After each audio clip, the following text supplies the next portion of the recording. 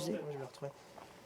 T'en prends 2 ou 3 d'hier. Moi, le plus important, c'est juste que j'en ai 2 ou 3 en simultané. Pas encore, moi j'ai pas encore. On est à l'antenne. Ça veut dire que j'y aille. C'est ça. On est à l'antenne. Alors bonsoir à tous et à toutes, bienvenue pour cette deuxième session du Facebook Live de Lara Meillon, candidate de la liste de rassemblement Mulhouse en vrai. Avant de démarrer, je voulais vous remercier d'avoir été aussi nombreux à vous connecter hier soir et à partager cette première session avec nous. On a eu d'excellents retours, une multitude de connexions, de partages, de commentaires, de questions que vous avez pu poser en direct à Lara, de nombreuses questions qui ont été également posées après. On en reprendra quelques-unes aujourd'hui puisque les thèmes étaient intéressants, même si on va continuer de privilégier le live et le direct. On est toujours présent dans le studio et on va faire un premier test micro avec Lara qui va en profiter pour vous saluer. Bonsoir à toutes et à tous. Je suis bien contente de vous retrouver pour cette deuxième soirée. Toujours présent avec nous, Maître Capello alias Anouar Sassi. Et derrière le rideau, vous ne voyez pas, Eric Alario qui est avec nous, ainsi que les 3 techniciens qui nous ont mis en place ce beau studio. On va patienter quelques secondes, le temps que vous puissiez nous rejoindre, vous installer tranquillement devant votre tablette, votre téléphone ou votre ordinateur. Je vous rappelle que j'ai un écran devant moi. Lorsque vous posez vos questions, Anouar va les retranscrire et je poserai les questions à Lara. J'ai également la possibilité de voir qui sont les gens qui se connectent. Alors j'en profite puisque je vois qu'on a pas mal de colistiers de la liste Mulhouse en vrai qui nous rejoignent. Je vais en profiter pour en saluer quelques-uns, puisque comme vous le savez, on a la chance d'avoir sur la liste, et Lara a réalisé un travail assez exceptionnel, de pouvoir réunir sur la liste des gens de tout horizon.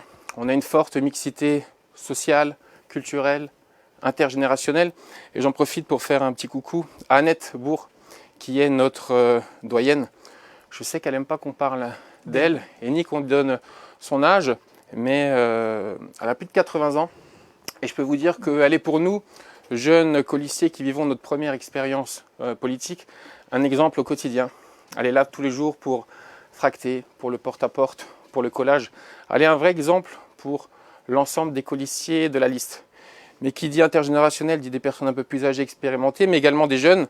Je vais en profiter aussi puisque je vois qu'elles se sont connectées pour faire un coucou à Inda, Fatou, Raïssa, Sarah, Shaima, qui représentent de la manière, la plus belle des manières, la mixité sociale au sein de notre liste. Je voulais vous remercier, les filles, au quotidien, de nous amener votre sourire, votre fraîcheur, votre spontanéité. Ça fait vraiment énormément de bien en ces temps-là. Également aussi en profiter, puisque quand on parlait de mixité sociale, culturelle et intergénérationnelle, on a aussi besoin de l'expérience des gens qui sont déjà en poste, qui sont déjà élus. J'en profite pour faire un coucou à Michel Strifler, Denis Rambaud, Chloé Schweitzer, Christian Eckert, qui nous apportent au quotidien sur cette liste leur expérience d'élus. Et c'est un plaisir pour nous au quotidien de collaborer et de travailler avec eux. On parle également, je vois qu'il vient de se connecter, des gens qui sont issus de la société civile. Un bonjour à Franck Horter, numéro 2 de la liste de Lara, qui est également président du MON et qui représente à merveille les gens issus de la société civile qui nous apportent leur expérience également au sein de cette liste. Et je vais finir, puisqu'il nous fait le plaisir d'être connecté, par Bruno Fuchs, qui est aujourd'hui notre député qui représente Mulhouse et Haut-Rhin au sein de l'Assemblée nationale, et également Patricia Silagé, qui est notre sénatrice. J'en profitais de ces quelques secondes, avant que tout le monde se connecte, pour mettre en avant les colistiers qui au quotidien donnent de leur temps et qui s'investissent.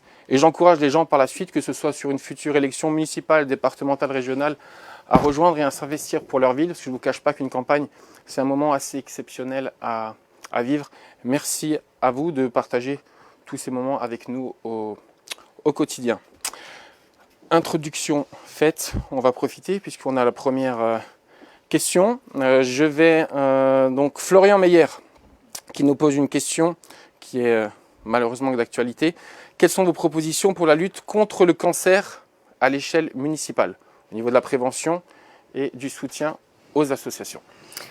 Oui, alors je le disais tout à l'heure, je suis très heureuse qu'on fasse ce second live en direct, enfin plutôt ce Facebook en direct, parce qu'on dit live, mais je préfère dire Facebook en direct. C'est vrai également que nous avons cette question de hier, en fait, parce que nous avons déjà beaucoup de questions, on me dit, mais cette question, on l'a reprise parce que hier, on n'a pas pu répondre à toutes les questions. Donc, les propositions pour la lutte contre le cancer à l'échelle municipale. Alors, effectivement, vous le savez, c'est une cause pour laquelle nous devons accompagner, aider, lutter. Il y a plusieurs manières et je pense véritablement qu'en tant que maire de Mulhouse et à l'échelle municipale, nous devons accompagner, prévenir et surtout aider. Alors comment? Déjà par l'information, la communication. Évidemment, c'est le rôle aussi d'une ville. Aussi par le bien vivre, le bien-être. Parce que pour prévenir le cancer, on sait qu'il faut du sport santé, qu'il faut absolument développer au niveau de la ville. Il y a aussi le manger sain, le manger local, le bio. Tout cela contribue aussi au bien-être. Et puis, c'est vrai que, et c'est bien entendu les questions sur la prévention, et le soutien aux associations. Le soutien aux associations, le soutien à la Ligue contre le cancer, qui fait un travail fantastique, que je voulais véritablement remercier et féliciter pour ce travail formidable et remarquable. Les associations telles que les Mulhousiennes, vous savez que les Mulhousiennes regroupent presque 8000 femmes qui courent justement pour lutter contre cela et pour apporter des dons. L'année dernière, elles ont offert des dons à plusieurs autres associations. Il y avait 8000 personnes qui ont couru à ce moment-là. Et c'est vrai qu'il faut que nous réfléchissions comment une ville peut accompagner les aidants. Parce que nous le savons toutes et tous, nous avons tous une personne qui dans sa famille a été atteinte d'un cancer. Eh bien, souvent, les aidants font aussi un travail très difficile. Et donc, je pense que nous pouvons bien les accompagner au niveau de la ville. Question suivante de Manu Ortega. Ah, bonjour. Personnage bien connu. Bonjour Manu de Marrakech, j'imagine. Qui profite du soleil de Marrakech. C'est ça. Ancien commerçant et animateur de la vie et des nuits mulhousiennes. Manu Ortega, bonjour à toutes et à tous, là, à toute l'équipe de campagne. Un bonjour du Maroc. À distance, je vois la situation de Mulhouse et ça me fait mal au cœur de voir la ville dans cet état. Les commerçants, acteurs économiques et autres. Est-ce que vous prévoyez un après-coronavirus, un plan Marshall du relance du centre-ville et tous ces acteurs pour redonner vie à notre belle ville? Merci Manu, Manu qui a fait aussi beaucoup pour la ville de Mulhouse quant à ses animations, il faut quand même le rappeler. Alors oui, le coronavirus, c'est vraiment un problème très important, une crise sanitaire, mais aussi aujourd'hui une crise sociale et une crise économique. J'ai vu les premières mesures au niveau du gouvernement par le biais de Bruno Le Maire. Je l'ai d'ailleurs eu au téléphone il y a un jour pour que nous évoquions cette situation parce que nos commerçants, nos artisans, nos entreprises vont très mal. Et nous espérons évidemment que cette situation va s'améliorer. Pour l'instant, ce n'est pas le cas.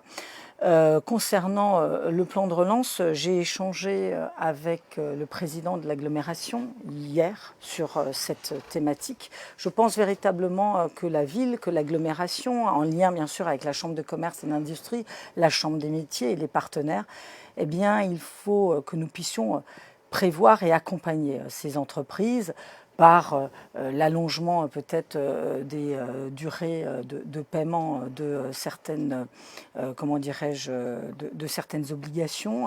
Il faut par exemple, je vois aussi en ce moment les événements qui s'annulent, la filière culturelle qui a des difficultés, quand même bien entendu les accompagner avec le remboursement de leurs acomptes. Je discutais encore avec Christiane Eckert sur la suppression des événements au Parc Expo, avec le remboursement justement des acomptes payés.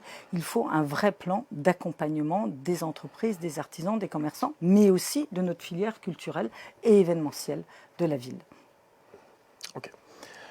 Question suivante d'Anne-France Desjardins. Il semblerait que M. Rotner ait demandé le soutien du président de la République pour la maire sortante. Qu'en est-il? C'est une question qui revient relativement souvent. Peut-être expliquer quel a été le process et comment tu en es arrivé à avoir le soutien de la République En Marche. Oui, oui. D'ailleurs, bon nombre de personnes ont demandé le soutien de La République En Marche. Fatima Yen, Frédéric Marquet, moi, nous avons été entendus par la Commission nationale d'investiture avec un dossier, évidemment, pour Mulhouse. Parce que quand on se présente devant la Commission nationale d'investiture, eh bien, on a un dossier, on a des propositions, on a des ambitions pour cette ville. Je sais, mais c'était relaté dans la presse, que Jean Rotner a rencontré le président pour également avoir son soutien. C'est vrai qu'aujourd'hui, eh bien, c'est notre liste qui avons le soutien de La République En Marche, mais pas que. Nous avons le soutien d'autres sensibilités, comme le Parti socialiste mulhousien, comme le MoDem, comme Agir, c'est-à-dire nos 2 députés, Olivier Becht et Bruno Fuchs, bien entendu, comme les écologistes de M. Wechter. Et je pense que, comme le Parti animaliste, et je pense que c'est important aujourd'hui d'être soutenu par toutes ces sensibilités parce que Mulhouse a besoin de soutien. Mulhouse a besoin de soutien financier, a besoin d'accompagnement parce que les propositions que nous faisons sont réalisables, finançables, mais nous avons beaucoup d'actions à mener. Je le redis, dans les quartiers, auprès des habitants, auprès des associations, auprès des entreprises. Donc nous avons besoin de soutien et je suis très contente d'avoir pu obtenir tous ces soutiens et je suis très contente d'avoir cette équipe avec moi.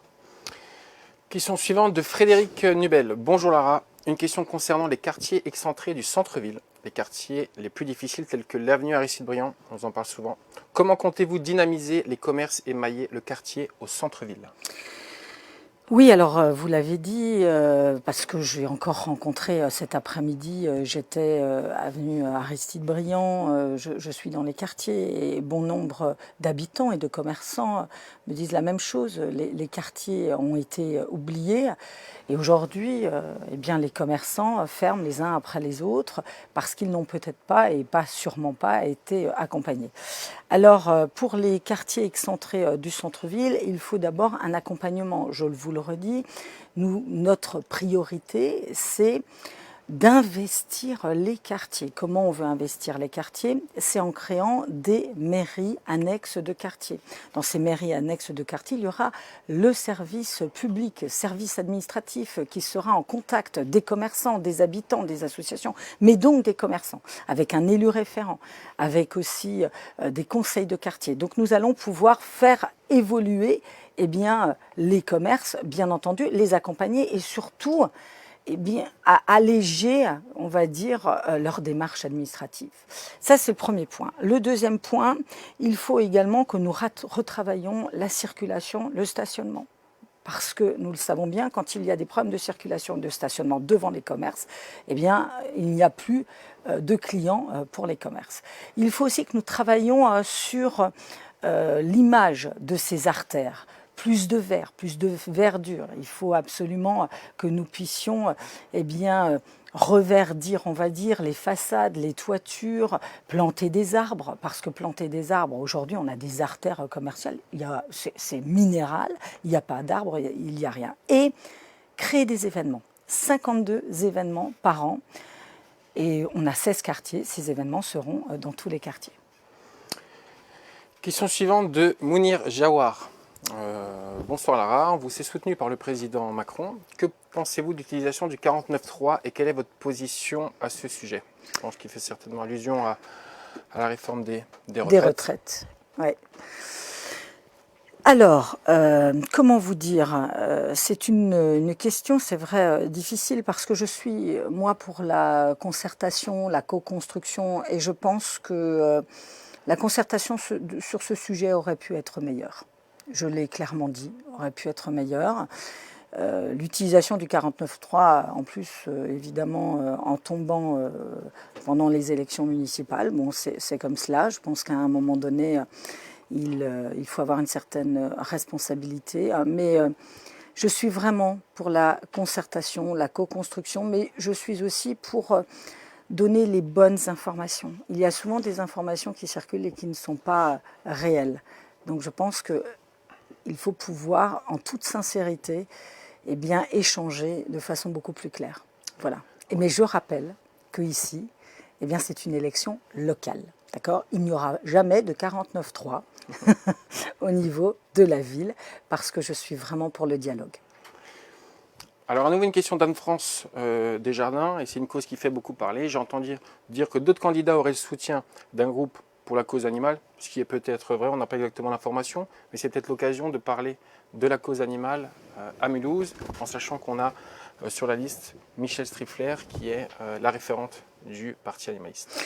Oui, mais moi je suis très contente quand d'autres candidats ont le soutien d'un groupe pour la cause animale. Je pense, moi j'ai une chienne qui s'appelle Petra, un labrador noir, et nous sommes tous très vigilants sur la cause animale. Il faut créer des bassins de débat pendant l'été. Il faut véritablement que les actions soient faites, je dirais, envers les animaux. Et c'est vrai que Michel Strifler, sur ce sujet, est inépuisable. Elle se bat quand même depuis de nombreuses années pour la cause animale. Et je suis très contente d'avoir à mes côtés des personnalités qui se battent pour ces causes. Question suivante de David Alfort. Bonjour Madame Millon. Bonjour David. Question qui revient souvent également. La situation des cyclistes s'étant dégradée à Mulhouse, que proposez-vous pour améliorer la situation ? Oui. Je le dis toujours, je l'ai dit dans mes nombreuses réunions publiques. Aujourd'hui, je ne fais pas de vélo à Mulhouse parce que c'est dangereux. C'est dangereux, c'est un constat clair, tout le monde le dit, sauf évidemment les pros du vélo.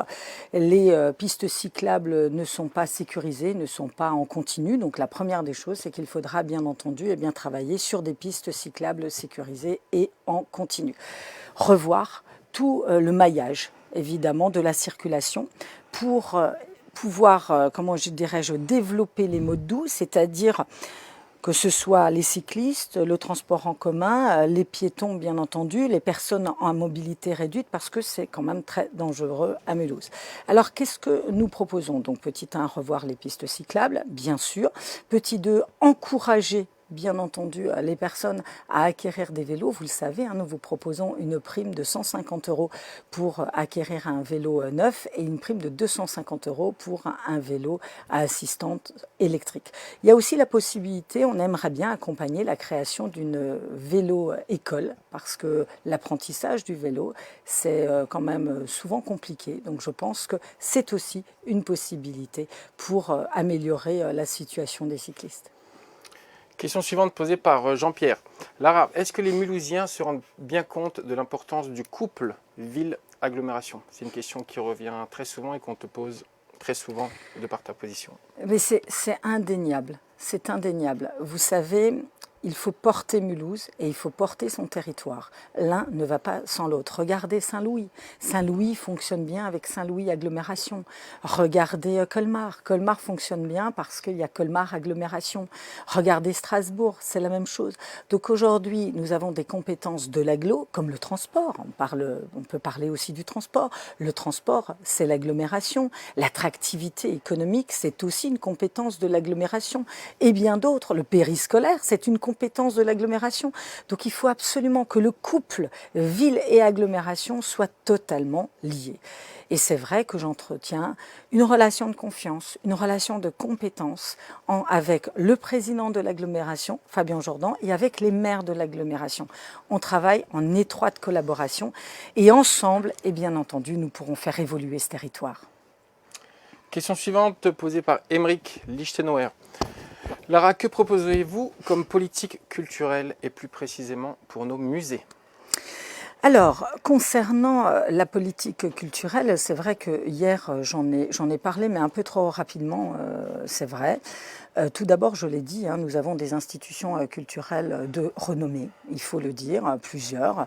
Nous avons la Filature, le Ballet du Rhin, le Noumatrouf, l'Orchestre symphonique et tant d'autres.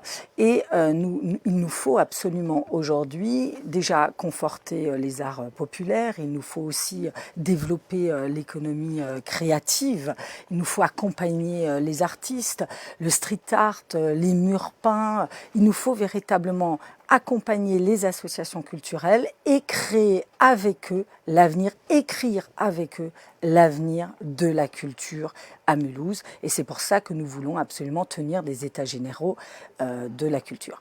Pour les musées sont de la compétence de l'agglomération, mais je pense véritablement qu'il faut... Nous avons une chance fantastique d'avoir ces musées.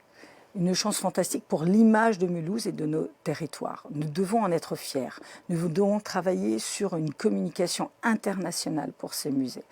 J'ai appris que la maire de Mulhouse, aujourd'hui, il y a quelques jours, a décidé de fermer ces musées. Et c'est vrai qu'aujourd'hui, les directeurs des musées se posent la question. Pourquoi je peux comprendre, il faut faire attention, mesures importantes par rapport au coronavirus, mais pourquoi on peut aller au restaurant et ne pas aller dans les musées? Souvent, dans les musées, on n'est pas en groupe avec 50 personnes. Justement, aujourd'hui, vous avez des personnes qui restent avec leurs enfants à la maison. C'est peut-être le moment aussi de pouvoir faire un tour dans nos beaux musées à 2, à 4. Je pense qu'il faut avoir une vision globale, une cohérence de ce que l'on fait. On ne peut pas d'un côté laisser un cinéma ouvert et de l'autre côté fermer nos musées. Donc voilà, sur nos musées, je le redis, il faut qu'avec l'agglomération, mais bon nombre de choses ont déjà été réalisées, mais que nous allions plus loin, car nous avons ces beaux musées à Mulhouse. Ce n'est pas le cas, je suis désolée, de Colmar ou d'autres territoires. Soyons fiers de ce que nous avons. Une question de Lionel Lim. C'est une question qui revient souvent lors des porte-à-porte. Êtes-vous pour ou contre les cirques à Mulhouse? Moi, je suis pour, mais les cirques sans animaux sauvages. Donc, vous le savez, ce n'est pas pour rien que le bien-être des animaux nous importe tant. Je suis bien sûr pour les cirques, parce que c'est important, mais sans les animaux sauvages. Question suivante de Lise Zink. Bonjour Madame Lyon, je vous ai envoyé un mail récemment. Manger mieux, local et bio, oui, mais que pensez-vous d'apprendre aux enfants à manger différemment, notamment en instaurant des repas sans viande dans les cantines scolaires? Alors je pense qu'effectivement, il faut... Alors j'espère que je vous ai répondu à votre mail, mais je reçois tellement de mails et je fais très très attention à répondre à tous les mails, jusqu'à 1h ou 2h du matin, je réponds aux mails. Donc j'espère que j'ai bien répondu à votre mail, Lise, parce qu'elle dit qu'elle m'a envoyé un mail. Vous avez tout à fait raison. Il faut, dès le plus jeune âge, apprendre aux enfants le manger sain. Parce que manger sain, ça a des répercussions sur notre bien-être, notre bien-vivre. Donc, je l'ai dit dans le programme, nous souhaitons réellement que dans toutes les cantines scolaires, il y ait du manger local et bio. Et pourquoi pas aussi un repas ou deux sans viande. Cela ne me dérangerait absolument pas. Tout à fait. Question suivante posée par Arnaud. Qu'en est-il de la politique sportive de la ville? Alors, la politique sportive de la ville, il n'y en a pas. Je veux dire, aujourd'hui, il n'y a pas de vision. Il n'y a pas de vision de politique sportive. Vous savez que nous avons la chance d'avoir la ministre des Sports comme présidente du comité de soutien, Roxana. Et nous avons échangé beaucoup avec Franck Horter, qui est le numéro 2 de ma liste et président du Mulhouse Olympique Natation. On peut réellement aujourd'hui avoir une vision de la politique sportive parce qu'il y a la politique sportive, le sport bien-être, le sport santé, le sport aussi pour nos jeunes en termes d'accompagnement, en termes évidemment de sport de haut niveau. Il faut une vraie politique sportive avec toutes ces thématiques. Aujourd'hui, il n'y en a pas. On peut aussi créer des centres de détection et de formation pour les clubs, pour justement accompagner ces clubs. Il faut aussi être clair concernant les subventions aux associations, être clair sur les critères de ces subventions aux associations. Donc voilà, toute cette politique sportive, avec l'aide de notre ministre des Sports, nous voulons la mettre en place pour demain à Mulhouse. Une nouvelle question de Patrick Marin. Lara, comment vas-tu réorganiser les parkings pour aller au centre-ville? Il nous faut un temps fou pour trouver une place. Merci pour ta réponse.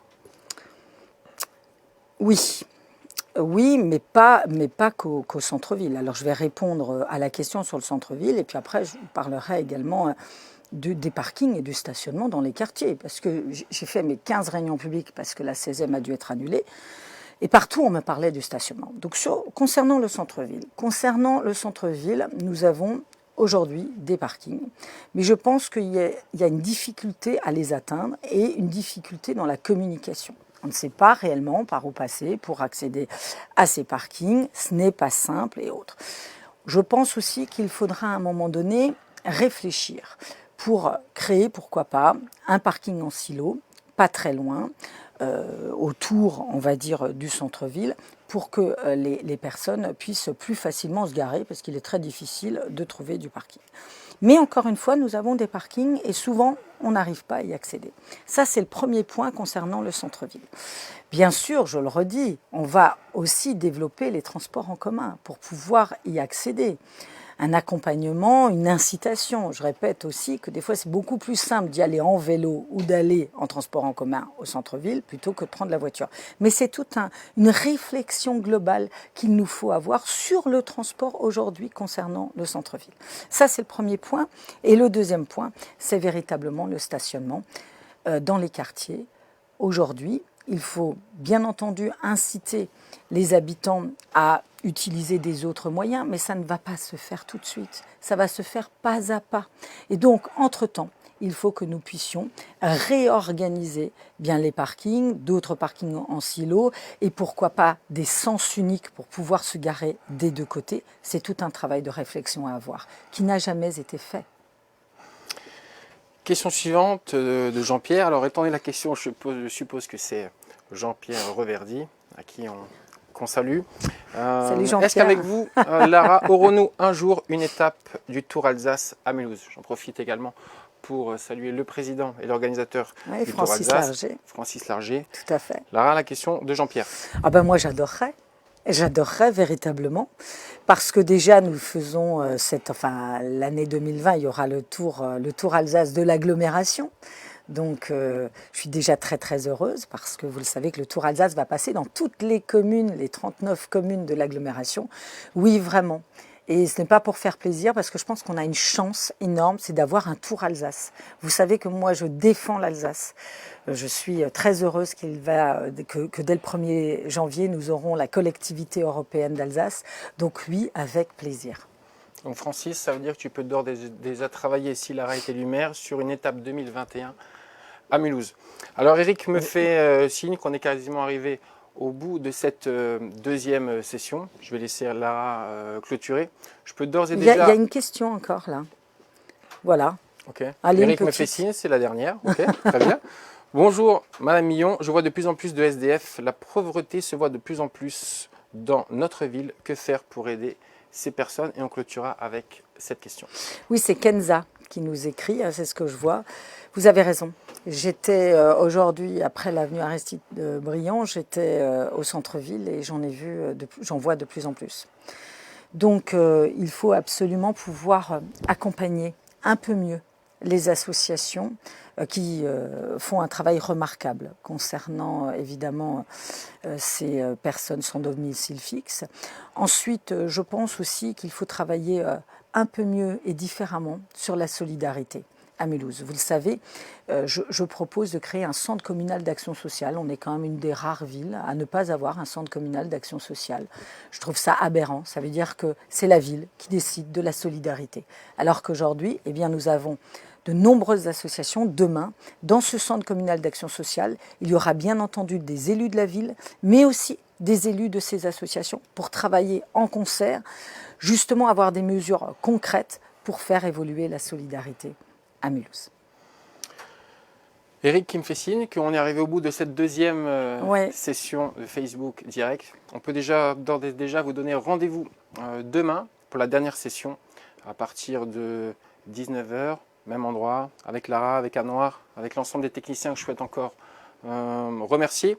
N'hésitez pas à poster, à commenter, à publier, à partager l'événement d'aujourd'hui. Préparez d'ores et déjà vos questions pour demain. Nous, on sera là. Lara, tu veux clôturer un petit... Oui, pour vous dire merci. C'est la deuxième fois avec ce Facebook en direct et ça me plaît bien en fait. Et tu as annoncé aujourd'hui dans la presse, on a pu le voir, que si tu étais élu maire, si je suis tu profiterais élue, pour faire... Tout à fait. Ouais. Alors si je suis élue maire, parce que je trouve ça très intéressant, le seul problème c'est que bien sûr je n'entends pas votre voix et j'adore quand même beaucoup les réunions publiques, le contact en lien direct, je privilégie cela, mais je pense aussi que des Facebook en direct, eh bien, c'est un autre moyen de communiquer, de répondre sincèrement comme toujours à vos questions et si je suis élue maire, eh bien je ferai des Facebook en direct et peut-être d'autres possibilités aussi. Facebook en direct tous les 6 mois. Parce que un élu doit toujours être en lien avec ses habitants. C'est important. Merci à vous. Comme dit, on se revoit pour une dernière session, la 3e demain à 19 h. Même adresse, même équipe. Passez une bonne soirée. Ce soir, le match du Paris Saint-Germain en espérant la qualification des Français. À demain. Et hier, les Scorpions, hein, on était très contents aussi.